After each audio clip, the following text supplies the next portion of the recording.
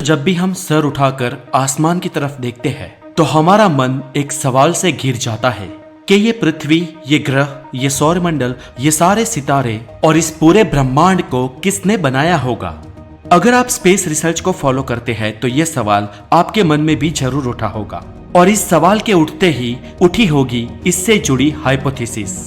जब किसी विषय, वस्तु या तथ्य को तर्कों के द्वारा सिद्ध किया जाए तो उसे कहते हैं हाइपोथेसिस या परिकल्पना। और परिकल्पनाएं तो बहुत सारी हो सकती है, जैसे कि ब्रह्मांड को भगवान ने बनाया, या ये कोई बड़े धमाके से जन्मा होगा, या ये तो पहले से ही मौजूद था, या फिर ब्रह्मांड कुछ है ही नहीं, हम तो बस सिमुलेशन में जी रहे हैं। पर दोस्तों, इन सब में से कुछ अवैज्ञानिक कल्पनाओं को बेदखल कर दिया जाए तो बचती है कुछ वैज्ञानिक परिकल्पनाएं, और जिन्हें कहा जाता है थियरीज। बिग बैंग थियरी भी ऐसी ही एक थियरी है, लेकिन बिग बैंग थियरी अकेली नहीं है जो ब्रह्मांड के जन्म की गाथा को बयां करती है। उसकी अल्टरनेटिव्स भी कई सारी थियरी है जो हमें ब्रह्मांड के जन्म के बारे में बताती है। अगर बिग बैंग थियरी की बात करें तो ये भी कोई फुल प्रूफ थियरी नहीं है। इस थियरी का क्रिटिसिज्म इस बात पर किया जाता है कि ये कहती है कि हमारे ब्रह्मांड की शुरुआत एक इन्फिनिट डेंसिटी वाले एक छोटे से बिंदु या यूं कहे कि परम शून्य से हुई है, जो कि एक तरह से इलॉजिकल लगता है।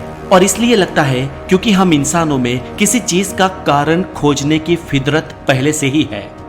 हालांकि बिग बैंग आज ब्रह्मांड के जन्म के विषय में सबसे ज्यादा मान्य थियरी है और जिसके ऊपर हम एक पूरी वीडियो बना चुके हैं। पर आज बात करते हैं कि अगर बिग बैंग ना हुआ हो तो क्या हुआ होगा जिसने इस ब्रह्मांड को बनाया। आज बात करते हैं इसकी अल्टरनेटिव थियरीज की, जो आपको यूनिवर्स की उत्पत्ति के बारे में एक अलग ही नजरिया प्रदान करेगी। तो मैं हूं हितेश गिरी गोसाई, आप है डिटेल और हेल्थी ज्ञान से भरे एक चैनल द नॉलेज पर, और अगर आप नए हैं तो इस चैनल को जरूर सब्सक्राइब करें। हमारी सबसे पहली बिग बैंग की अल्टरनेटिव थियरी है द स्टेडी स्टेट थियरी। 13वीं शताब्दी में सेगेरॉफ ब्रेबर ने एक थीसिस लिखी थी जिसके अनुसार दुनिया में कोई भी पहला इंसान नहीं था या कोई भी पहली प्रजाति नहीं थी। शॉकिंग? तो आगे सुनिए। इस थीसिस में लिखा था कि ये यूनिवर्स एटर्नल यानी कि सनातन है, मतलब ये हमेशा से लगातार चलता आ रहा है, इसका ना कोई आदि है और ना ही कोई अंत। और फ्रेंड्स, आगे चलकर हमें कुछ ऐसा ही स्टेडी स्टेट थियरी में देखने को मिला। आसान भाषा में अगर इसे समझने की कोशिश करें तो स्टेडी स्टेट यूनिवर्स थियरी के अनुसार बिग बैंग कभी हुआ ही नहीं था। यानी हमारा ब्रह्मांड लगातार विस्तृत तो हो रहा है, वो एक्सपेंड तो हो रहा है, लेकिन इसके एक्सपेंशन की कभी शुरुआत ही नहीं हुई थी। मतलब कि यूनिवर्स की कोई भी ओरिजिन नहीं है। इस थियरी की अगर माने तो हमारा ब्रह्मांड कोई इन्फिनिट डेंसिटी वाले बिंदु से नहीं जन्मा, लेकिन वो हमेशा से ही मौजूद था। इतना ही नहीं, ये थियरी कहती है कि ब्रह्मांड में लगातार नए मैटर्स क्रिएट हो रहे हैं, जिसके साथ यूनिवर्स की डेंसिटी भी समय के साथ मेंटेन रहती है। मतलब कि ब्रह्मांड का एक्सपेंशन भी हो रहा है और उसकी डेंसिटी भी मेंटेन रहती है। स्टेडी स्टेट का कहना है कि ब्रह्मांड में लगातार हाइड्रोजन प्रतिपादित हो रहा है, जिस वजह से नई गैलेक्सीज और नए स्टार्स अपने आप एम्प्टी स्पेस में पैदा हो रहे हैं। लेकिन ये कैसे संभव है? क्योंकि ऐसे तो ये थियरी यूनिवर्स के ओरिजिन की संभावनाओं को ही खत्म कर देती है, और वह भी बिना किसी जवाब के। और इसीलिए इस थियरी को बहुत ज्यादा क्रिटिसाइज किया गया है। ये थियरी 1960 के दशक में कॉस्मिक माइक्रोवेव बैकग्राउंड रेडिएशन की खोज होते ही फेल होने लगी थी। ये cosmic microwave background big bang के बाद उसकी बची हुई रेडिएशंस मानी जाती है। ये खोज रॉबर्ट विल्सन एंड पेंजियास ने की थी। इसके अलावा एक और उदाहरण ले तो आज सबसे नजदीकी क्वासार भी हमसे अरबों प्रकाश वर्ष दूर है, यानी कि ये अरबों साल पहले क्रिएट हुई होगी। और आज हमारे आसपास कोई नई क्वासार्स देखने को नहीं मिलती।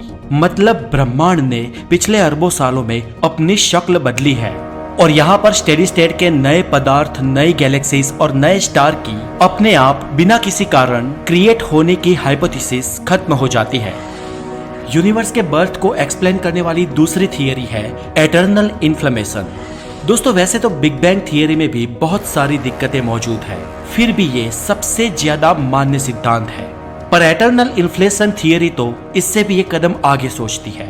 दरअसल बिग बैंग जहां जाकर रुकती है वहीं से एटर्नल इन्फ्लेशन की शुरुआत होती है। ये थियरी मल्टीवर्स की बात करती है।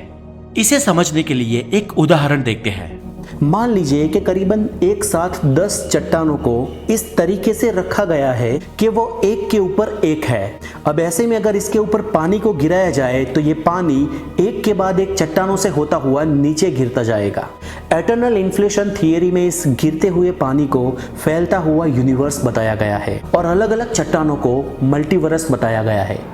इस थियरी में बिग बैंग का तो जिक्र है, लेकिन ये थियरी बिग बैंग को पूरी तरह से सच नहीं मानती। जैसे बिग बैंग थियरी के अकॉर्डिंग हमारा यूनिवर्स लगातार फैलता जा रहा है और वो उसी स्पेस में जन्मा है जहां पर वो फैल रहा है।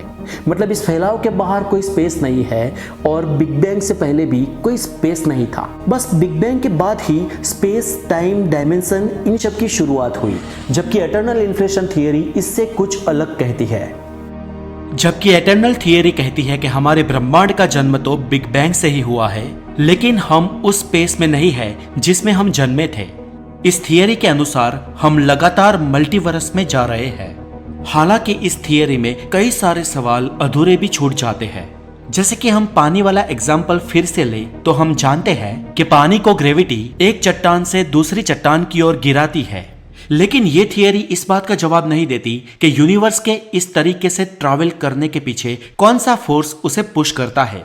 और फ्रेंड्स, ऐसे इस थियरी में फिजिक्स के कई सारे नियम टूटते हैं, जबकि हर भौतिक शास्त्री ने एक ही बात कही है कि चाहे वो यूनिवर्स के शुरुआत की बात हो या उसके अंत की, फिजिक्स के सभी नियम यूनिवर्सल है। और अगर यूनिवर्स की किसी ओरिजिन में फिजिक्स का कोई भी नियम अगर टूटता है तो वो ओरिजिन ही गलत है। यूनिवर्स की ओरिजिन को समझाने वाली और एक थियरी है जिसे कहते हैं ऑसिलेटिंग थियरी।